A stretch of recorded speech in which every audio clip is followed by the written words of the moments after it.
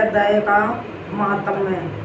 श्री नारायण जी बोले, हे लक्ष्मी जी, दक्षिण देश में एक पूर्ण नाम का नगर था। वहाँ एक देव सुशर्मा धनवान रहता था। वह साधु सेवा करता था। जब संत सेवा करते बहुत दिन बीत गए, तब एक बाल नामक ब्रह्मचारी आया। उसकी बहुत सेवा करी और विनय करी, हे संत जी, मुझे कृपा कर श्री नारायण जी को पाने का ज्ञान उपदेश दो, जिससे मेरे जीवन का कल्याण और मुक्ति हो। तब ब्रह्मचारी ने कहा, मैं तुम्हें गीता जी के दूसरे अध्याय का पाठ सुनाता हूँ। उसके सुनने से तुम्हारा कल्याण होगा।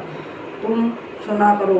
एक अयाली वन में बकरियां लेकर घर को चला। मार्ग में एक सिंह बैठा था। एक बकरी सबसे आगे चली आती देखकर शेर भाग गया। तब अयाली यह आश्चर्य देखकर बड़ा चकित हुआ और मैं वहाँ आ खड़ा हुआ। उस चरवाहे ने मुझसे कहा, मैंने यह क्या आश्चर्य देखा कि बकरी को देखकर शेर डर से भाग गया।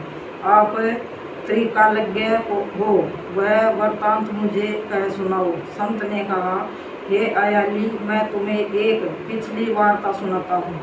यह बकरी पिछले जन्म में डायन थी। जब इसका पति मर गया, तब यह बड़ी डायन हो गई। जिस सुंदर लड़के को देखे खा लेवे। और यह शेर पिछले जन्म में फंदक था।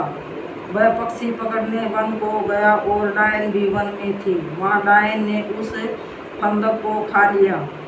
अब वही फंदक शेर हुआ और वह डायन बकरी हुई। शेर को पिछले जन्म की खबर है, इसलिए बकरी को देखकर शेर ने जाना कि यह अब भी मुझे खाने आई है। तब अयाली ने कहा, मैं पिछले जन्म में कौन था? तब संत ने कहा, तुम पिछले जन्म में चांडाल थे।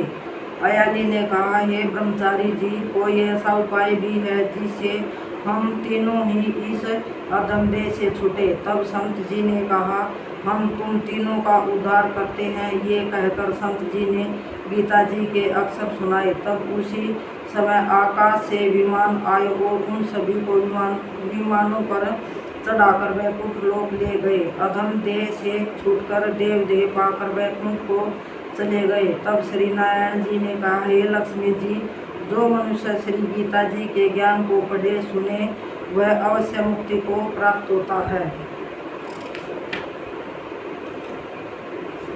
बोल कृष्ण भगवान की जय।